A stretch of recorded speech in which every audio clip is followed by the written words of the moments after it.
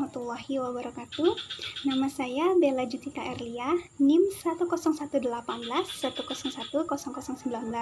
Nama dosen pengampu mata kuliah Bapak Agus Maulana SEMM. Saya berasal dari Kecamatan Tembilan Hulu, Kabupaten Indragiri Hilir. Saat ini saya sedang menempuh studi di Fakultas Ekonomi Prodi Manajemen Universitas Islam Indragiri Tembilahan. Pada kesempatan kali ini, saya akan menjelaskan mengenai pengertian dan ruang lingkup ekonomi manajerial. Ruang lingkup ekonomi manajerial.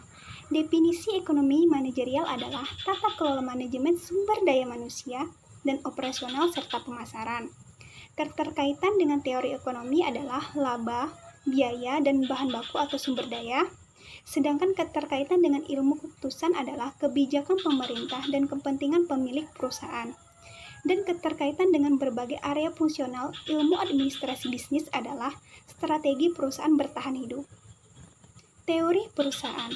Beberapa alasan adanya perusahaan dan fungsinya. Tujuan dan nilai perusahaan adalah laba dan mutuality. Kendala-kendala dalam operasi perusahaan adalah bahan baku dan tenaga kerja, pajak dan pembiayaan. Sedangkan keterbatasan teori perusahaan adalah informasi pasar dan kebijakan pemerintah.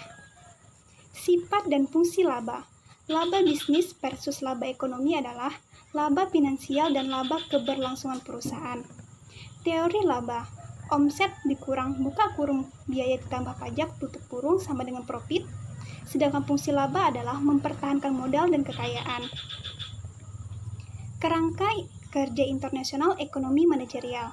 Munculnya persoalan global seperti berdagang bebas, pemimpin bisnis global seperti negara adidaya, contohnya seperti blok Asia, Eropa, Amerika, Cina, dan Afrika. Perusahaan yang paling dikagumi di tingkat global. Globalisasi atau terorisme, atau pandemi, atau tsunami, atau tektonik, atau vulkanik, dan elektronik efek.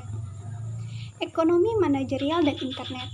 Internet adalah tempat yang bagus untuk memulai mencari informasi tentang ekonomi manajerial. Sebagai contoh, Anda dapat menemukan informasi tentang kecenderungan ekonomi makro dalam hal inflasi, pertumbuhan, dan pengangguran.